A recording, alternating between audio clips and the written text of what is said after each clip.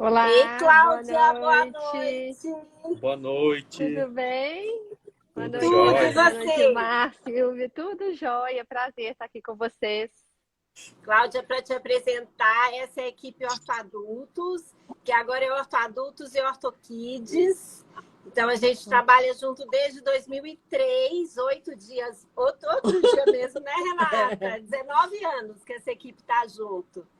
E o Nilmar, a Renata, a Liliana, eles moram em São Paulo, só eu que moro aqui. E a Olha, gente que bacana. E a gente está muito feliz de te convidar, né, de ter você com a gente hoje para conversar esse assunto tão relevante, né, que é a apneia em crianças. Então, obrigada por ter aceito. Obrigado, pessoal, que está entrando aí para assistir com a gente essa live.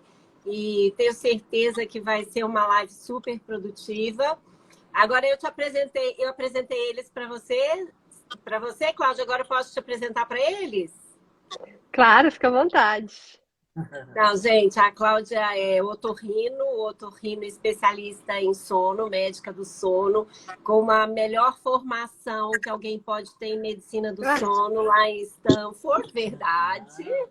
E eu tenho o prazer de ter ela como uma grande parceira de trabalho aqui, viu, Cláudia? Fico muito honrada de ter você para indicar meus pacientes e tenho certeza que eles estão na melhor mão possível para tratar não só a parte de otorrino, como a parte de medicina do sono. Então, queria colocar aqui ao vivo a minha alegria de ter você como parceira de trabalho.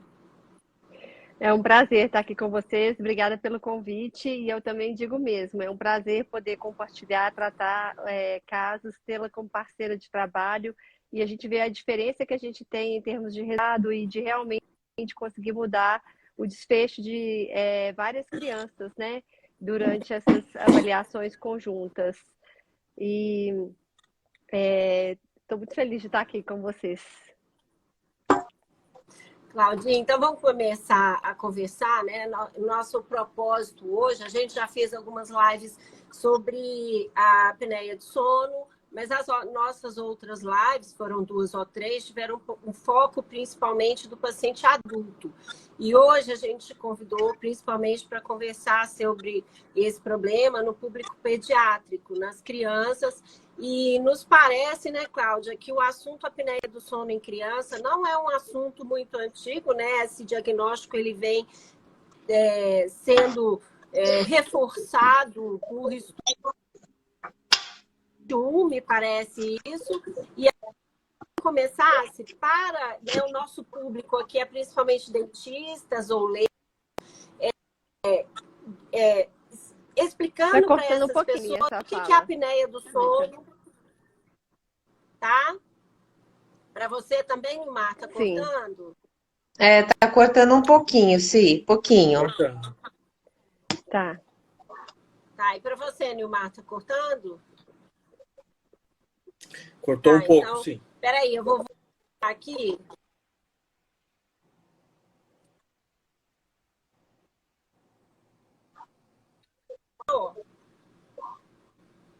Eu saí do Wi-Fi, entrei no 5G, melhorou? Melhorou um pouco. Melhorou. Parece que sim. Tá, então desculpa, gente. Então, Cláudia, eu estava falando que a apneia do sono em crianças não é um assunto muito antigo, é um assunto do século XXI.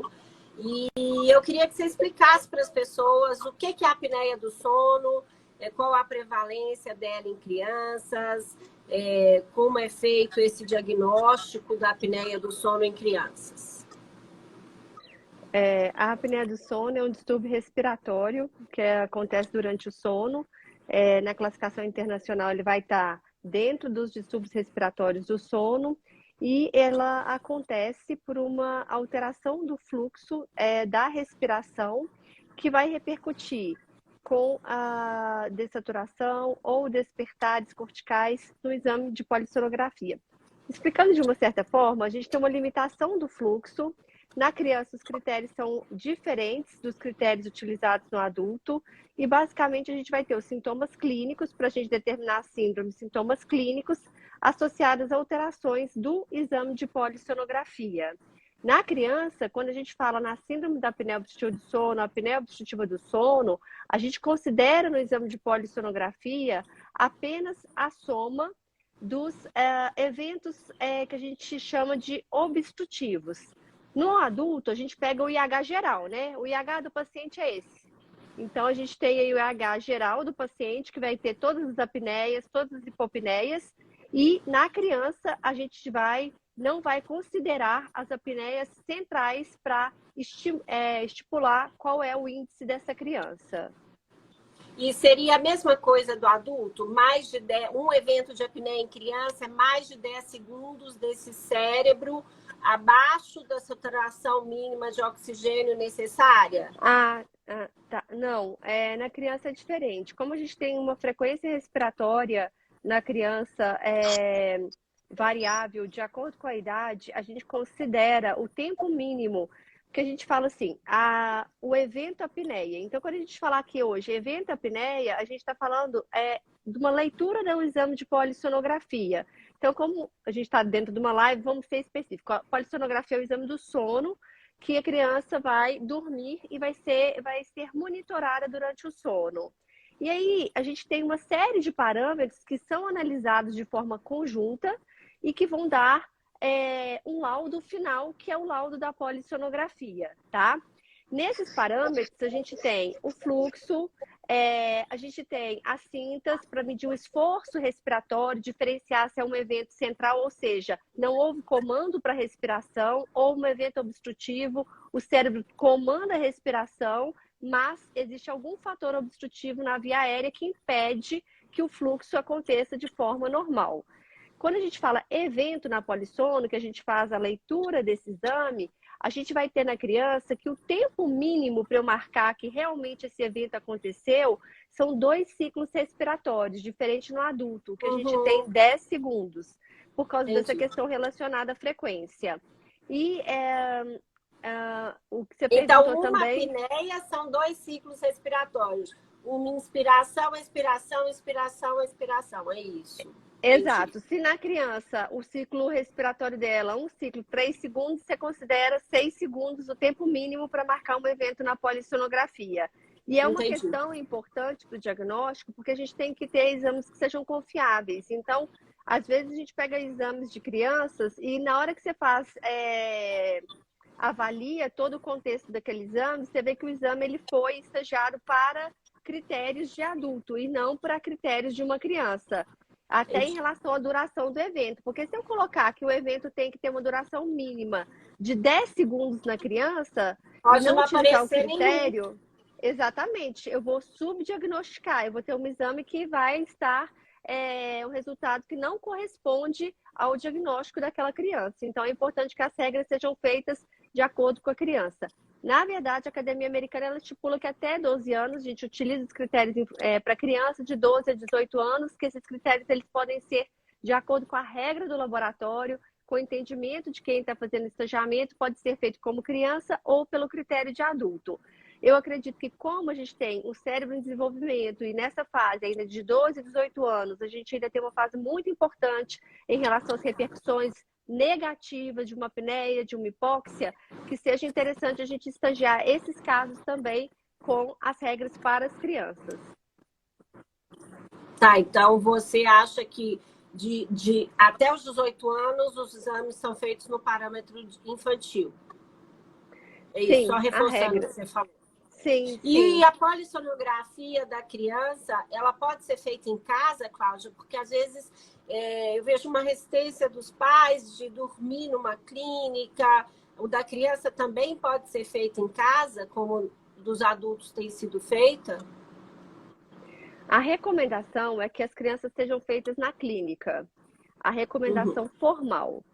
E aí entram algumas questões que a gente sabe que na nossa prática a gente acaba tendo que fazer algumas alterações e eu mesmo mudei a visão minha. Então, assim, na criança, na clínica, existem as indicações específicas, assim como no adulto. Se eu estou pesquisando uma criança que tem uma suspeita de parassonia, que eu quero ver uma atividade epileptiforme durante o sono, essa criança é indicação formal de que seja feita na clínica. Porque eu tenho que ter. primeiro que na criança a chance maior desse eletrodo ele se soltar durante o sono, né? Então vai ser monitorado por um técnico. E a outra questão é também a possibilidade de eu ter um vídeo sincronizado com o traçado da polissonografia. Então eu consigo correlacionar se na criança eu tenho uma alteração do eletroencefalograma que corresponde a algum movimento estereotipado, que caracterizaria a questão da presença da atividade epileptiforme, às vezes manifestando como até uma parassonia, tá? Mas, do ponto de vista de quando eu estou fazendo a pesquisa de distúrbio respiratório do sono na criança, também a indicação geral é que seja feita na clínica.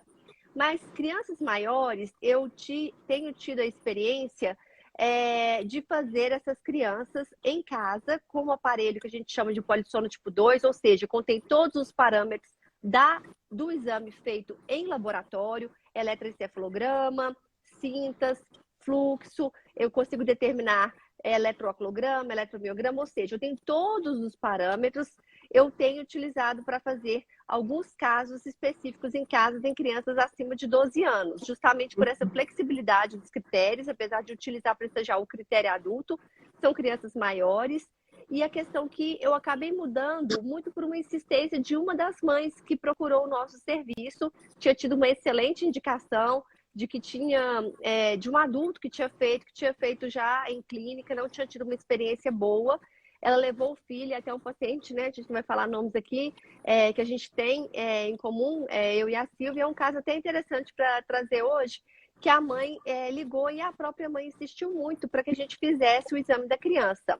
A história é que essa criança já tinha passado pela experiência na clínica, não tinha conseguido ficar na clínica para fazer o exame, não tinha tido uma boa experiência e estava, de certa forma, até um pouco traumatizada. E nós optamos, então, vamos tentar fazer o exame em casa. A gente fez o exame em casa, foi um sucesso o exame, a mãe ficou super grata de ter feito o exame em casa. O exame, ele atendeu e nos deu a resposta que a gente esperava de determinar bem os parâmetros do sono, de determinar o fluxo, a qualidade do exame, atendeu às nossas expectativas.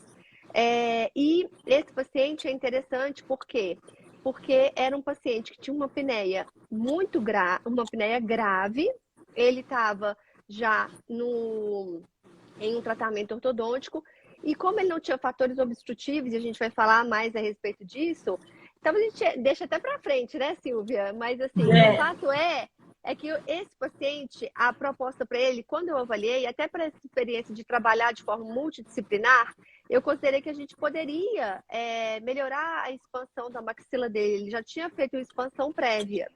E eu conversei com a mãe, expliquei, e esse paciente foi avaliado pela Silvia, ela conseguiu fazer uma expansão da maxila, e esse paciente, a gente conseguiu tirá-lo, digamos, né, da possibilidade atual de utilizar um CPAP, de ter que utilizar um CPAP, esse trabalho conjunto que a gente fez nesse caso especificamente.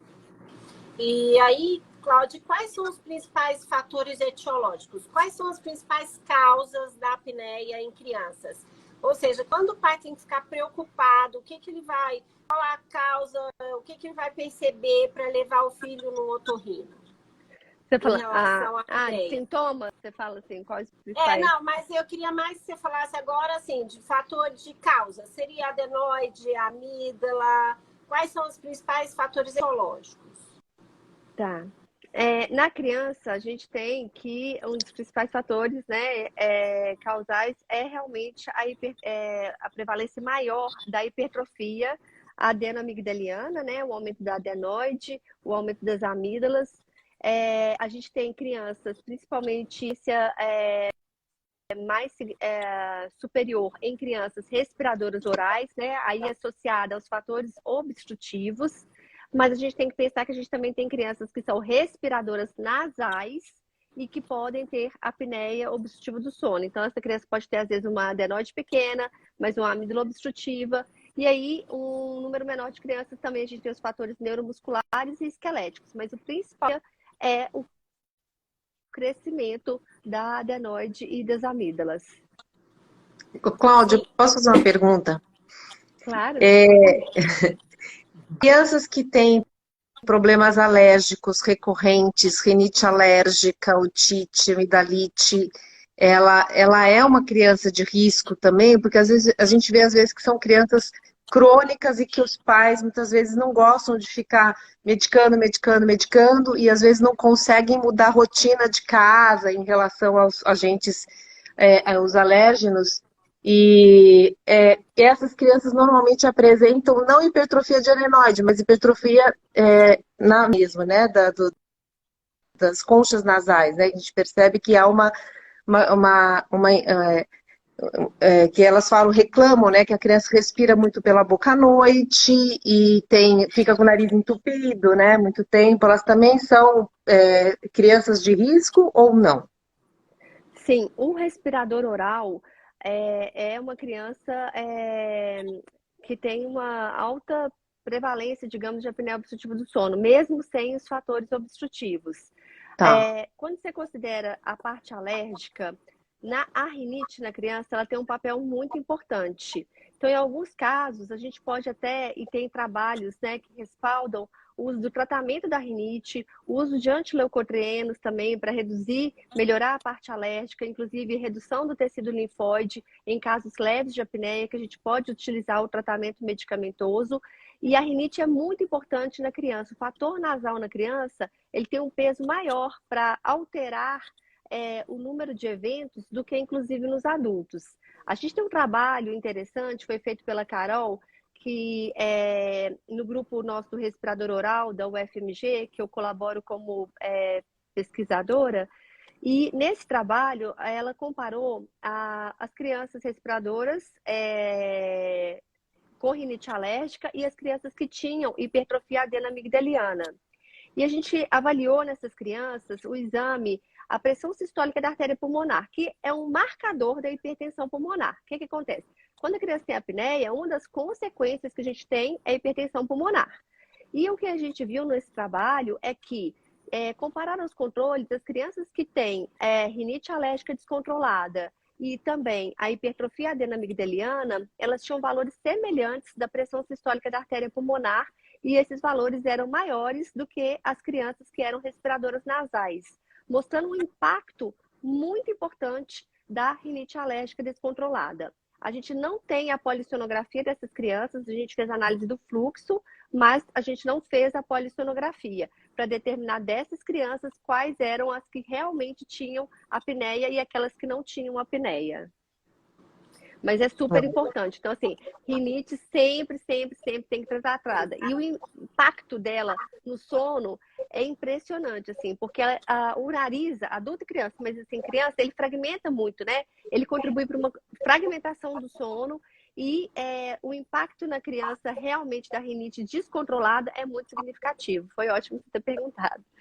Só terminando a parte de diagnóstico, toda pessoa, adulto, criança, para fechar o diagnóstico de apneia tem que fazer a polissonografia, né?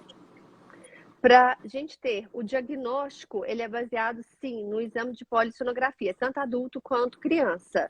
E a gente tem vários trabalhos e tem os questionários para tentar correlacionar com o diagnóstico de apneia do sono, mas o fato é que nenhum sintoma clínico isoladamente é capaz da gente distinguir se a criança tem ou não a apneia obstrutiva do sono.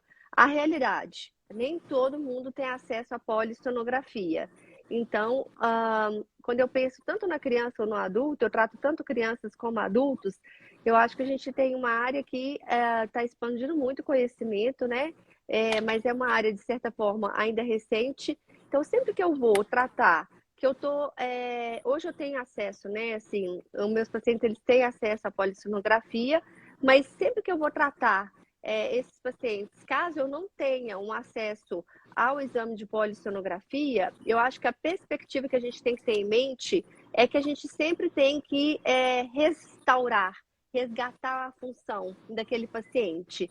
Então, por exemplo, se eu não tenho a polissono, tem uma criança que ronca, que tem outras alterações, né? Até um aumento do número de infecções, que tem fator obstrutivo, respira pela boca, tem mais infecção.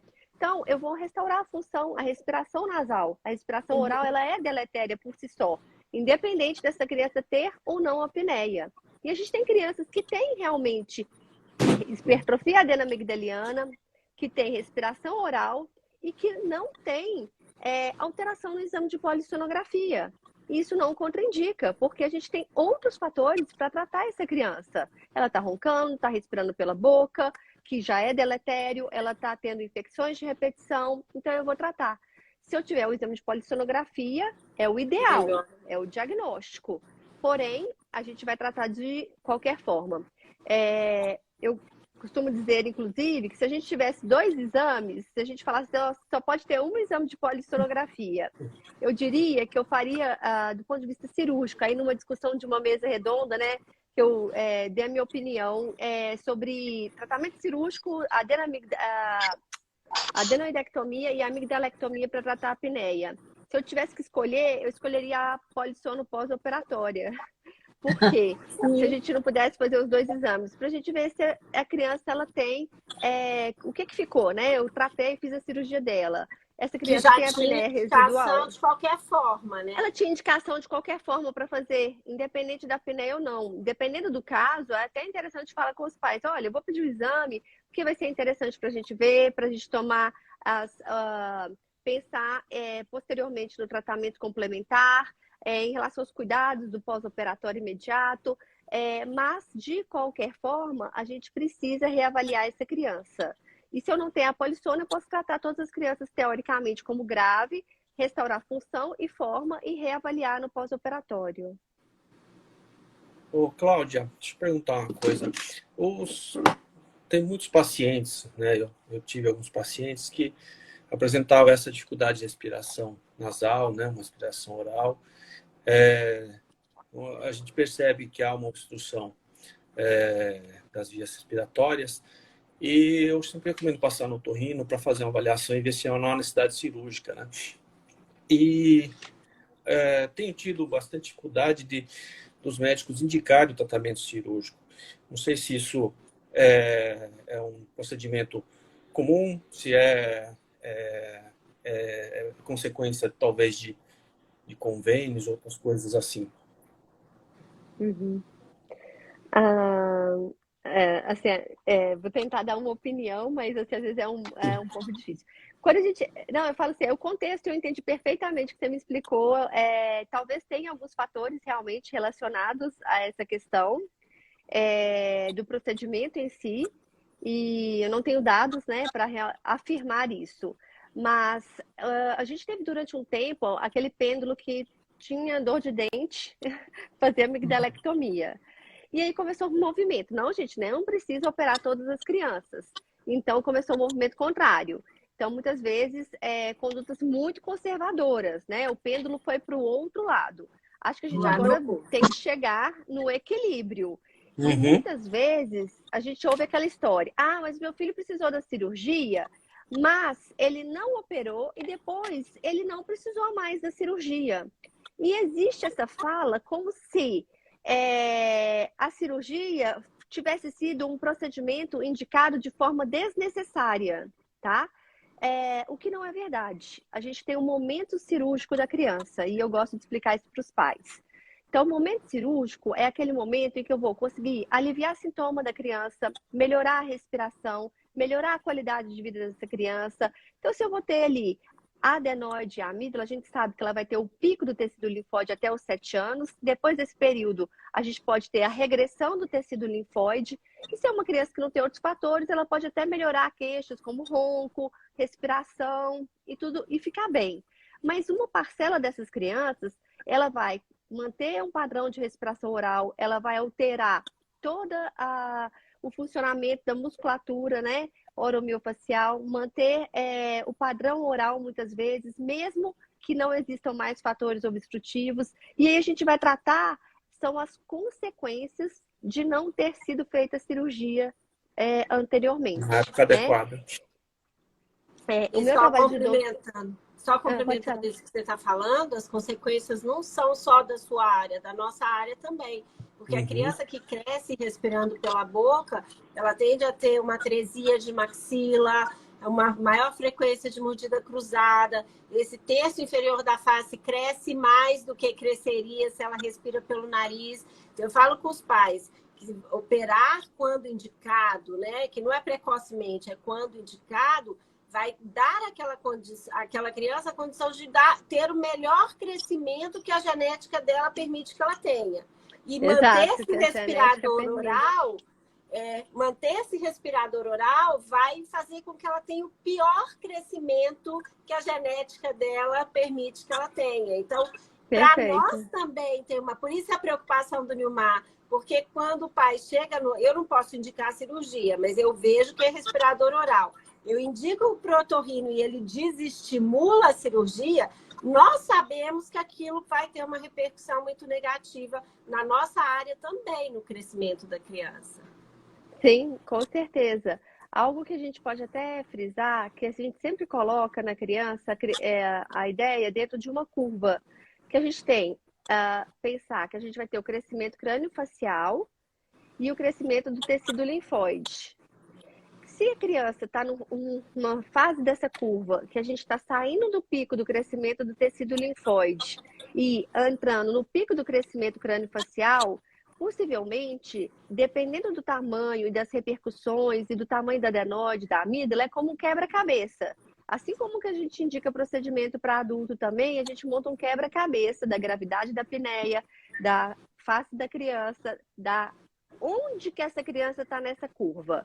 Se eu tenho uma criança que tem uma adenoide intermediária, já está naquela fase exatamente que a gente vai ter uma queda do tecido linfóide e uma aceleração do crescimento craniofacial, talvez, e uma criança que não é tão sintomática, não tem uma apneia tão grave, eu vou ser mais conservadora.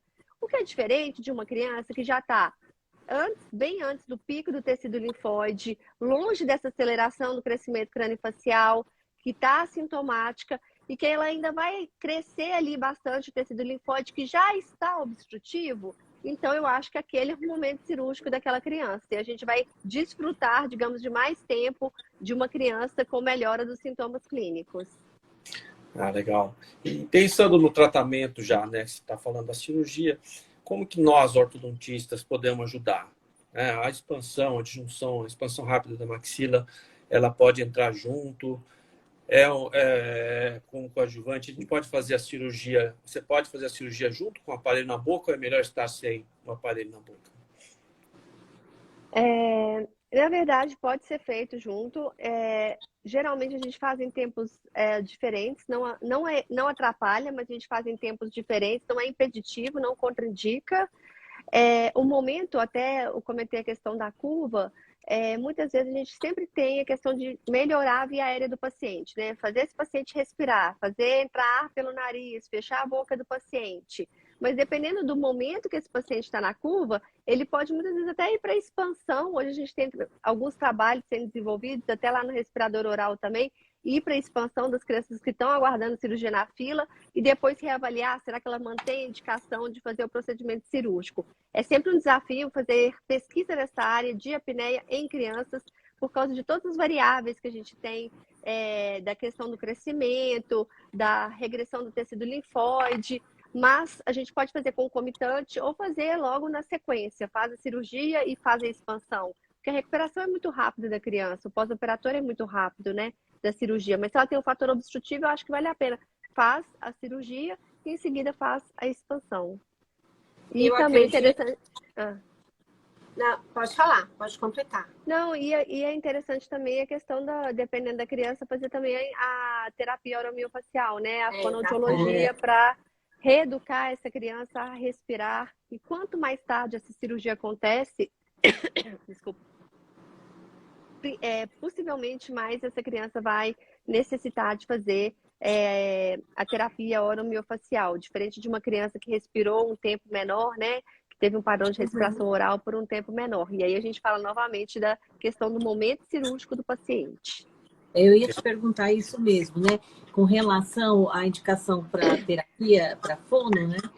Onde que ficaria idealmente? Vamos imaginar que seria uma criança numa idade ideal. Então, eu peguei para diagnosticar, pedi a sua avaliação, tinha indicação cirúrgica, fez a cirurgia, depois o disjuntor, e aí entraria a terapia miofacial? Sim, essa sequência é interessante. Não é uma sequência que precisa ser engessada.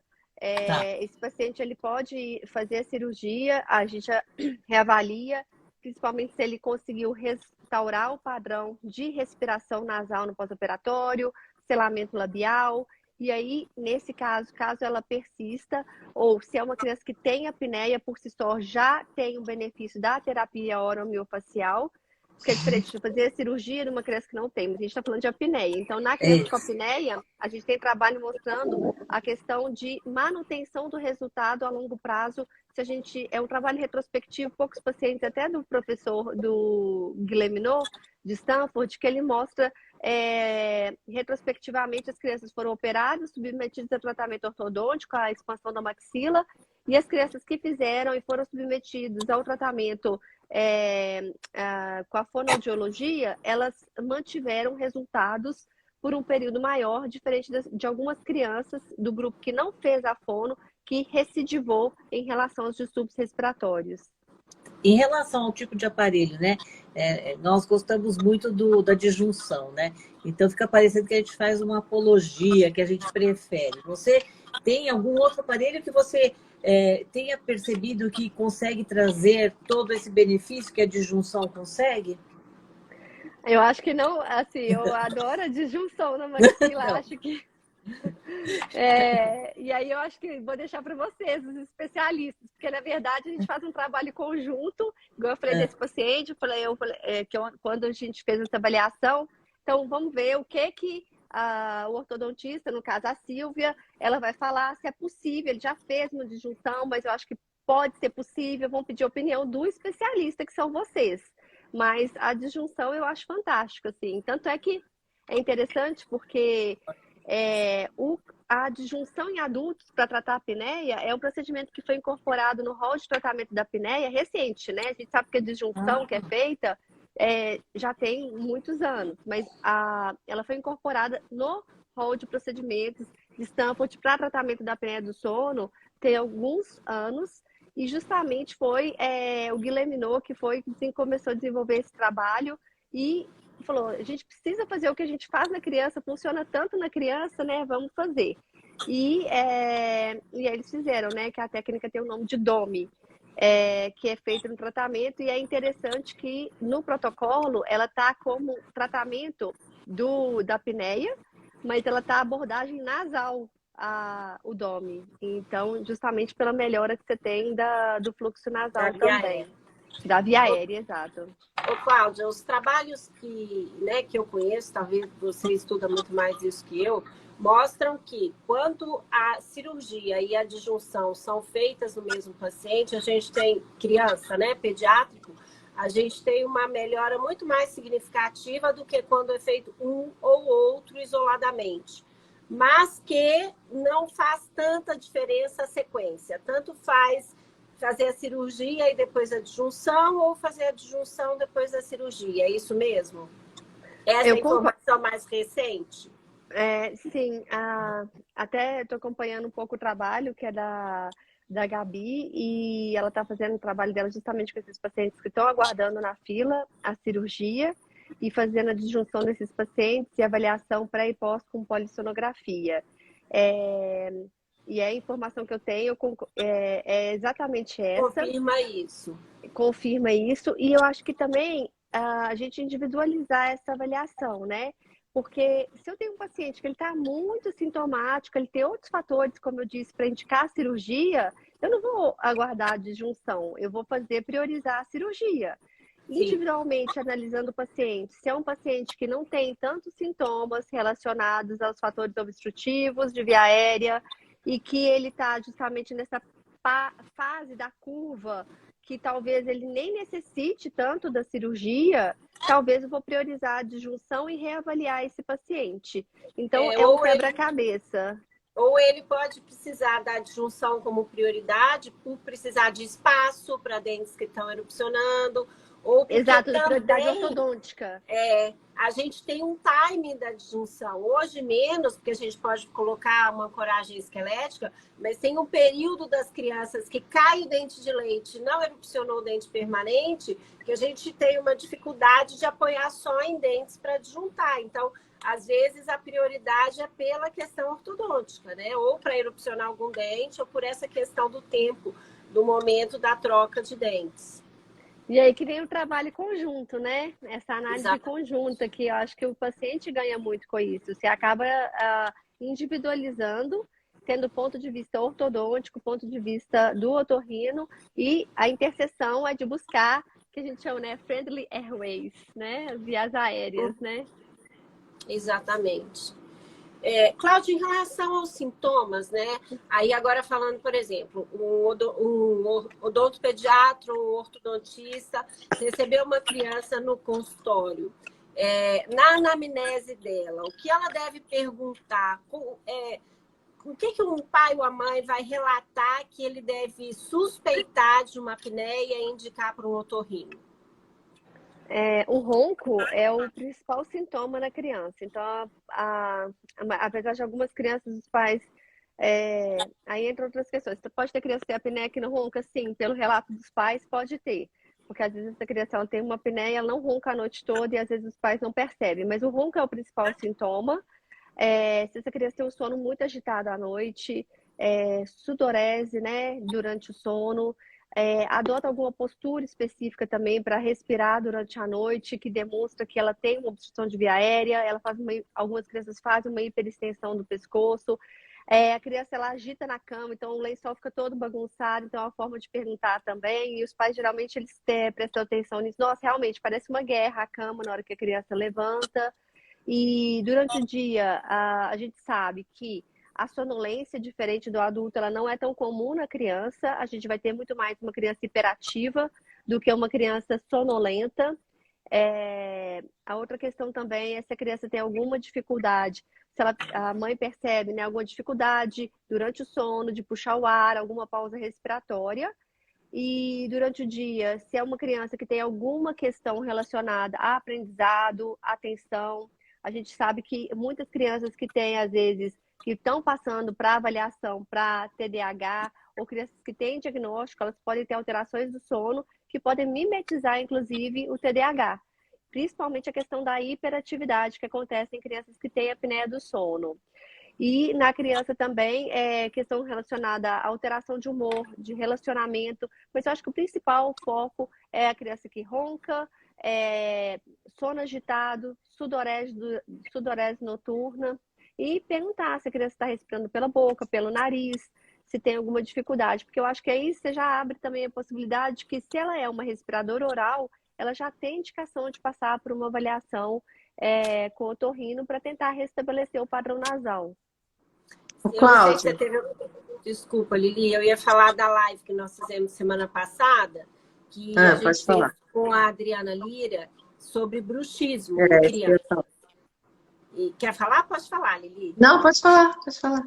E aí, nessa live, a Adriana colocou que o bruxismo em crianças muitas vezes é secundário à apneia. Ele é um sinal da apneia. Ele é um alerta para a apneia. Ele não é o problema principal, né? E aí ela sugeriu que odontopediatras e ortodontistas, né, nós que muitas vezes temos contato com muitas crianças, usemos um questionário validado já, né, em trabalhos de pesquisa, para que possamos ter, e esse questionário tem um índice, para que a gente possa saber qual o risco que aquela criança tem da apneia e fazer uma indicação mais precisa. Nós fizemos essa postagem do questionário no nosso feed aí. Eu não sei se você teve a oportunidade de ver, mas aí eu queria a sua opinião em relação ao uso desses questionários para facilitar, porque nós não somos médicos, né? Para facilitar a nossa recomendação. Eu acho excelente utilizar o questionário, de certa forma você vai padronizar, trazer isso para todo atendimento, mas de uma forma bem simples. Eu acho assim que a abordagem é assim, a gente é muito permissivo com o ronco e essa cultura está mudando agora. Então, assim, na hora que o paciente chega, o questionário é excelente para padronizar. Eu vi as perguntas super pertinentes. Agora eu não sei para repetir exatamente todas, mas eu gostei do questionário. E o que eu acho é que, se a gente pergunta, seu filho ronca? Como que ele respira, né, à noite?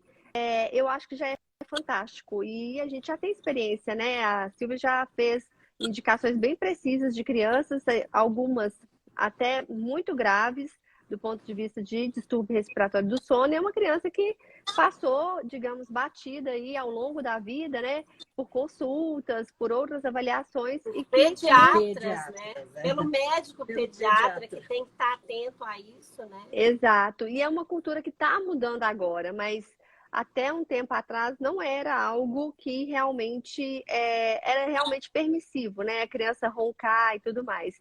Então aí a gente tira 1000 casos de crianças, né? Assim, da mãe falar comigo na porta da escola, ai, a minha alergia agora ela tá ótima, tá controlada, recebeu alta, tá só roncando mesmo. E aí eu falo, não, E aí eu tô assim, só sobrou o ronco. Aí eu falei, tá, até fez um vídeo aqui dela. Eu falei, nossa senhora, deixa eu correr, ligar para a polissono, pedir uma prioridade de vaga para ela. A criança tem que ir para a polissonografia. Eu fiquei assustada com o vídeo. Realmente foi um dos vídeos, uma das crianças mais graves, normotípicas, que eu já tive no consultório. A Silvia também participou do tratamento dessa criança. E é isso, eu acho que a gente não ser permissivo com o ronco.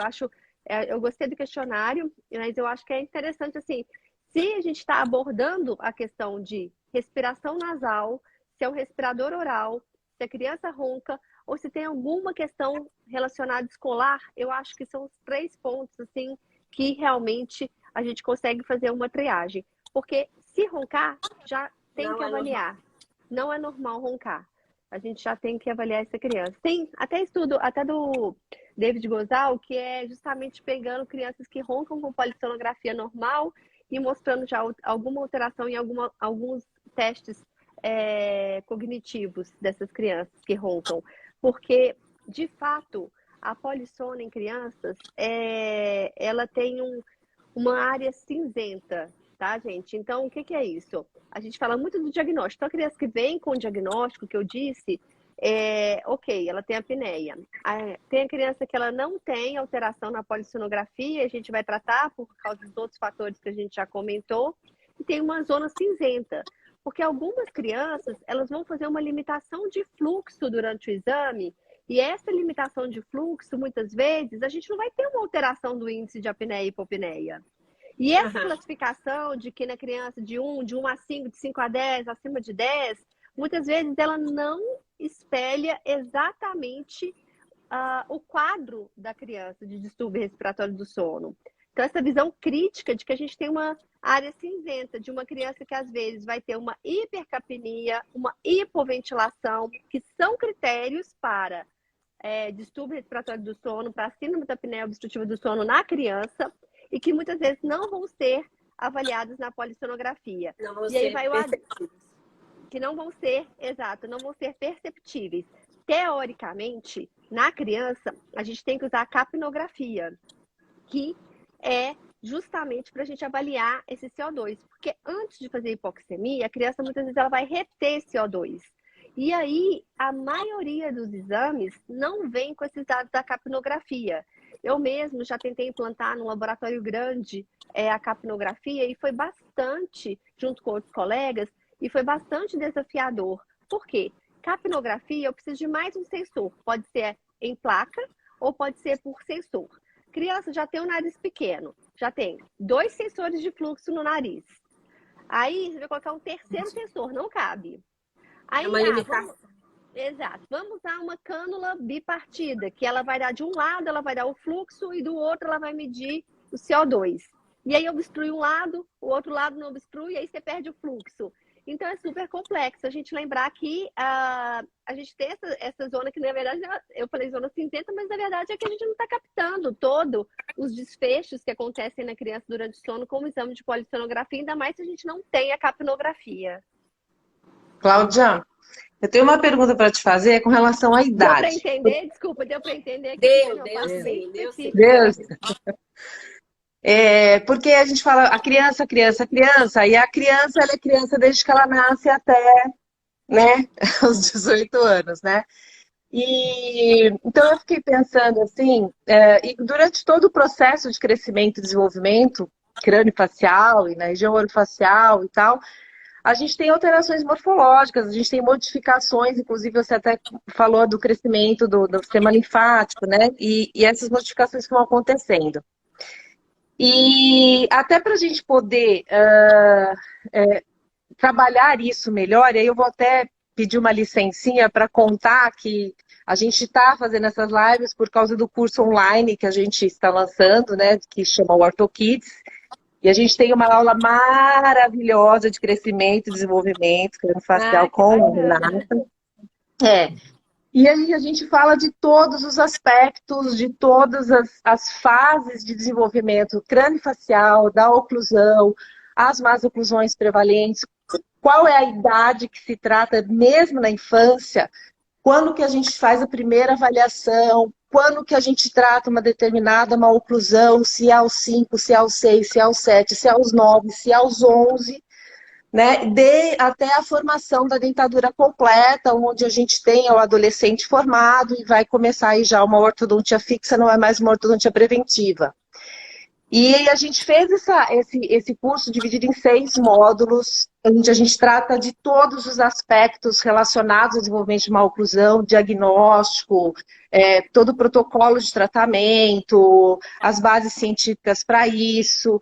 Então, é um curso que ele está gravado e a gente faz mentorias clínicas também. Todos os meses a gente reúne com os alunos para fazer discussão de casos, tirar as dúvidas, né? Durante o período de 12 meses. Tem 1 ano de acesso ao curso e tem certificado, é na plataforma Hotmart, que é uma plataforma excelente para cursos online. E aí, falando desse processo de crescimento, eu já fica aí o convite para quem quiser conhecer, acessar o link lá na nossa bio, tem o WhatsApp aí 991277279, que pode tirar todas as dúvidas. Quem fez, adorou. Quem fez a primeira turma, fez a segunda, fez a terceira, quis renovar, quis continuar assistindo, porque realmente é um curso que agrega muito, principalmente aos ortodontistas que têm muita dúvida com preventiva e aos odontopediatras que querem tratar, né, dessas más oclusões dessa primeira infância. E a minha dúvida para você é o seguinte: às vezes a gente chega o paciente para nós, 4 anos, 5 anos, 7 anos, 8 anos, e às vezes, como você disse, a gente não consegue reconhecer na anamnese algum fator que possa ser indicativo dessa criança estar tendo algum problema. E sim, existe uma idade em que esses sintomas eles são mais sentidos. Quando isso começa, existe uma idade de pico e depois tende a melhorar ou não, é progressivo, tipo, a criança peneica, ela vai piorando ou ela tem tendência a uma remissão no futuro? O que isso pode acontecer se esse ortodontista, esse dentista, esse odontopediatra eventualmente passar despercebido?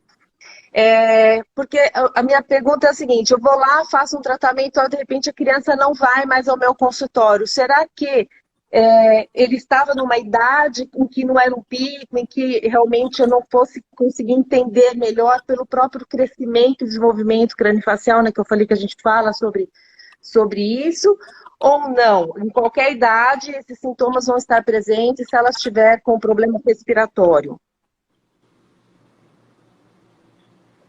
Só o último que cortou, eu entendi. Na verdade, o pico dos sintomas...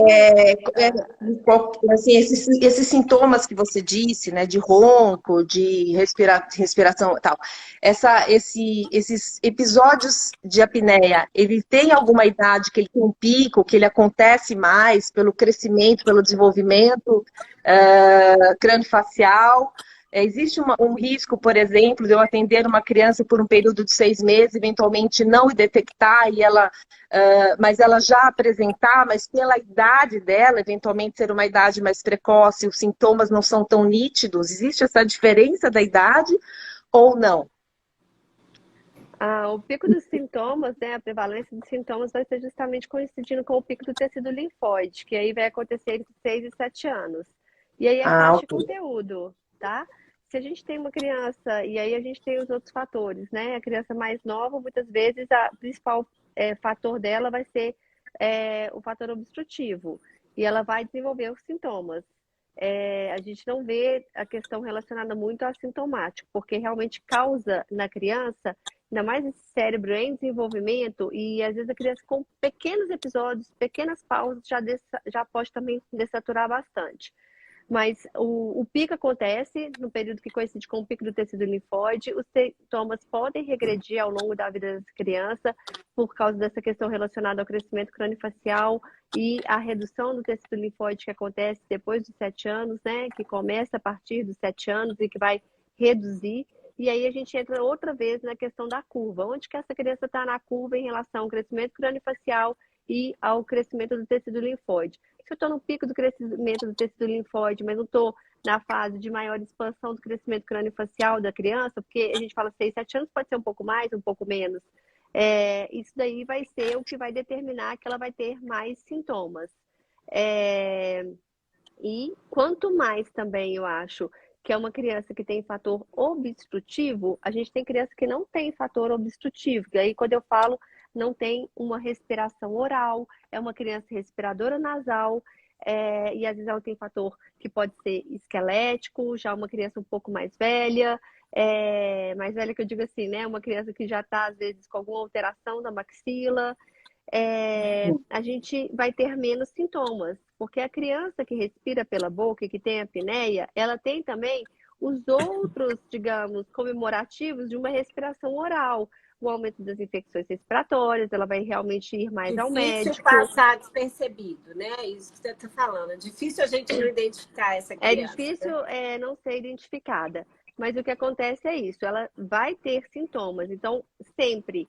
Se eu não estou pensando não pensar só específico na apneia, deixei passar a apneia. Realmente a gente não tem como, só pelo exame clínico ou pelas queixas clínicas do paciente, determinar o diagnóstico. A gente precisa da polissonografia. Mas a gente tem como determinar, levantar hipóteses e fazer, evidenciar alterações do padrão respiratório, alterações próprias que vocês vão avaliar como ortodontistas, uma língua com a postura ruim, uma língua hipotônica. Eu falo com o paciente anteriorizada, a língua hipotônica, eu faço uma avaliação do tônus da língua dos pacientes. É claro que é uma avaliação superficial comparada à avaliação que a fonoaudiologia faz, mas me dá uma ideia do que é o padrão dessa língua, como que ele está posicionando essa língua. Então, acho que dificilmente passa despercebido. Só se a gente realmente for bastante permissiva em relação, principalmente, ao ronco. Ô, Cláudia, então, só fazendo um gancho a isso que você acabou de falar. Na live nossa passada com a Adriana, ela falou assim, no primeiro sinal de bruxismo, os pais devem procurar um odontopediatra, um ortodontista. Ao primeiro sinal de ronco, os pais devem procurar um otorrino. É isso. E vamos supor que você indique a cirurgia de junção, esse pai não fez nada. Você já falou das consequências disso na vida no momento criança, né? Que ela vai ter comprometimentos de aprendizado, hiperatividade. E para o futuro dessa criança? A gente sabe que a apneia é uma doença grave. O que uma criança com apneia pode se esperar dela? Um adulto mais doente? Você falou que altera a pressão pulmonar, ele tem mais riscos para a saúde ao longo da vida? Estou pensando aqui, eu sou uma pessoa... o raciocínio inverso. Eu penso assim, quando a gente intervém no momento certo, na criança certa, no momento certo, a gente muda o desfecho dessa criança, a gente melhora a qualidade de vida dela, a gente melhora a performance acadêmica, a gente melhora o desenvolvimento, né, dessa musculatura, ela vai reeducar essa musculatura, ela vai desenvolver de uma forma correta, vai ter menos infecções também. Então a gente muda o desfecho. Crescimento facial, aí pode falar, vai crescer do crescimento facial, e a gente muda o desfecho dela como adulto. Então, se é uma criança que ela não foi tratada, ela desenvolveu o padrão oral, ela vai ter alteração no crescimento crâniofacial associado, né, ao potencial genético que ela tem para determinado, porque se ela tiver um potencial genético maravilhoso, ok, mas se ela tiver mediano, o fator da respiração oral vai ser mais determinante para ela, principalmente uma que tem uma genética já desfavorável, o crescimento, a respiração oral vai ser mais determinante ainda para ela. E ao longo do tempo, essa criança vai ser um adulto que possivelmente vai desenvolver a apneia do sono.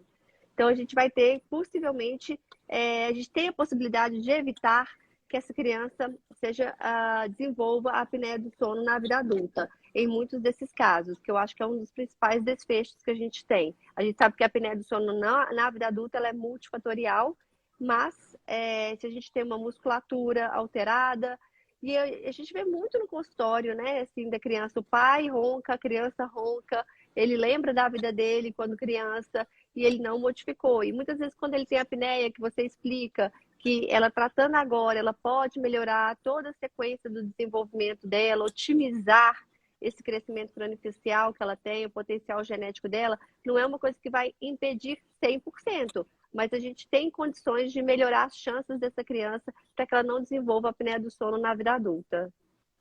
E a gente tem um monte de perguntas. Fala aí, Nilmar. E aumenta a chance dela ter uma vida muito melhor, né? E falando em adulto, né? O paciente adulto muitas vezes é tratado junto com a medicina, usando aparelho intraoral de avanço mandibular, né? Na criança, isso também é consistente? É um procedimento que a gente pode pensar em usar? Eu não tenho experiência, eu realmente trabalho, né? Igual a Silvia é uma parceira. A gente tem algumas pacientes, né? Alguns pacientes estão usando o intraoral de avanço. O intraoral de avanço, mas são casos específicos que quando a gente discutiu, né? Igual a Silvia estava falando, a gente vai usar precocemente nesse caso o aparelho de avanço para estimular essa parte do crescimento da mandíbula. E, na verdade, eu tenho muito mais o aprendizado desses casos com a Silvia, da experiência que ela optou, que eu acho que é fantástico, essa avaliação individualizada. Então, assim, a gente tem que ter o estudo, a gente tem que ter o conhecimento técnico, mas não adianta colocar todos os pacientes na mesma cesta e achar que todo mundo é igual. Então, é justamente essa forma da gente discutir os casos e de ter essa parceria que eu acho que enriquece muito o resultado do paciente. Então, a Silvia falou, olha, eu optei agora, a gente vai começar o aparelho de avanço para estimular o crescimento e, ao mesmo tempo, a gente já vai ter um ganho de via aérea nessa criança, que ela precisa, precocemente a gente vai fazer. E aí entra na outra discussão, é igual o caso também, que você vai fazer desse caso que tinha feito a disjunção, e aí a Silvia considerou que dava para fazer do ponto de vista ortodôntico, mas eu penso, né, agora eu estou falando como leiga do ponto de vista ortodôntico, que você vai ter o paciente que você vai ter indicação só ortodôntica. E vai ter o paciente que você vai ter indicação ortodôntica e de via aérea. E você vai ser muito mais agressivo na sua expansão no paciente que tiver as duas indicações. Então, eu acho que entra um pouco nessa questão. E falando dos nossos pacientes, né? São pacientes de apneia grave que a gente está fazendo de tudo para tirá-los do CPAP, né?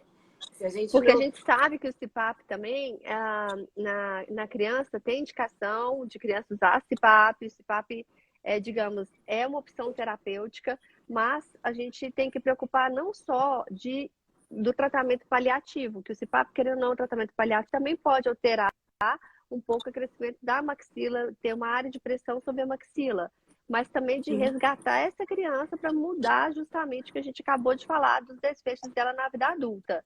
Então, na criança, eu acho que é mais importante ainda a gente pensar em reestruturar a função, porque o adulto, muitas vezes, eu sempre penso também, eu tenho essa linha de raciocínio da gente tentar resgatar a função do adulto, resgatar a anatomia, reestruturar a função dos adultos.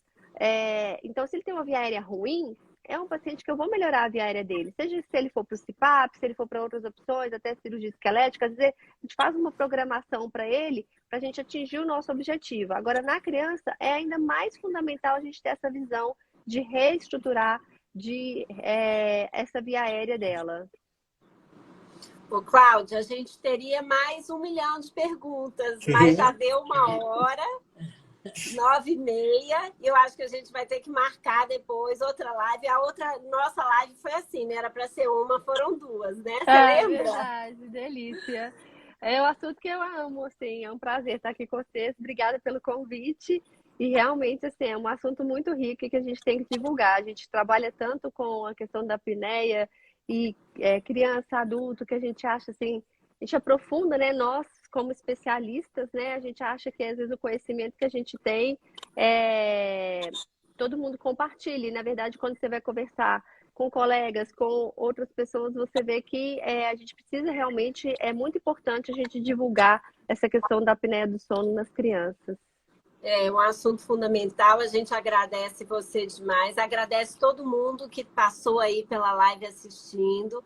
Convido vocês a entrar no link lá do curso OrtoKids para conhecer e divulgar para os amigos. E essa live vai ficar gravada no perfil do Orto Adultos, então também depois podem assistir de novo e indicar para as pessoas, porque esse conhecimento aí é fundamental para nós profissionais, para os pais, né, que podem assistir e disso reconhecer um filho que tenha um problema e evitar problemas mais graves. Muito Exato. obrigada, Cláudia. Obrigada, viu, Cláudia? Prazer te conhecer. Cláudia. Boa Prazer. noite. Prazer. Muito obrigada. Boa noite. Tchau. Obrigada, Boa noite. gente, a todo mundo que assistiu. Boa noite.